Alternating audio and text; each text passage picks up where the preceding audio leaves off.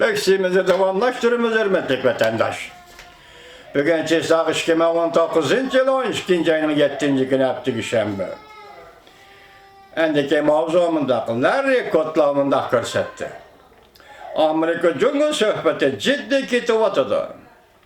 Kelişimge yakınlap geldi. Mavzulu haber 12. ayının 7. günü Amerika avazından Xitaytilip bir garamız ilan kılındı haber. Bundan başlar. Aksaray'ın İqtisat məsləhətçiləri kodla 12. ayının 6. günümündə qaşqarıldı. Amerika Cumhur Saudi kelişimi imzalaş yakınlap geldi. Kelişim imzalanandı yanıla. Özgür iş var. Larry Kudlow NBC'nin ziyaretini kabul kılgan yukarıdaki aşkarılıdır.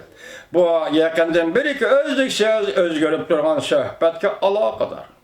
Sözlerinin içindeki en yeni bir kıtımlık söz buldu. Larry Kudlow nezarda tutkan özgürlük Amerika'nın prezidenti Trump'ın sözlerine münasebetli.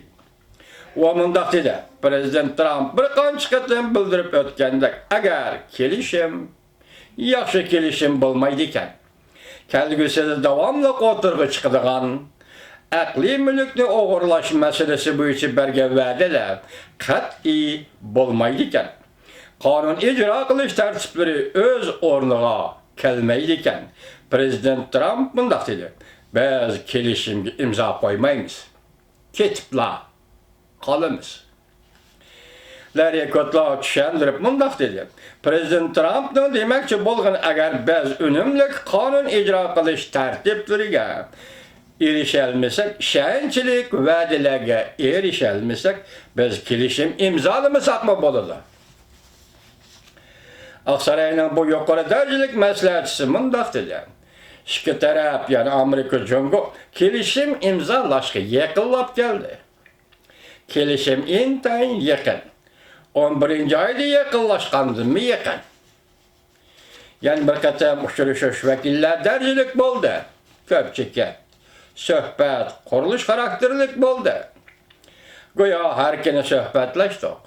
Biz emniyeti kelişim imzalaşka yakınlap geldik. Larry Kudlow ta'kidlab mundaq ko'rsat. Sün'i belgilab algan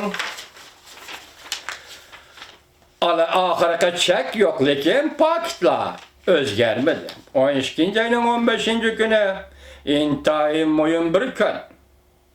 Tam orada bedi yaki yolga koyuldu, yaki bekar kılınıdı. Larry Kudlow dünyada işke çoğun iqtisat gavisi oturistiki söhbetten ahvalini tasvirlegende ciddi degen iki boğumluk ibarını işletti.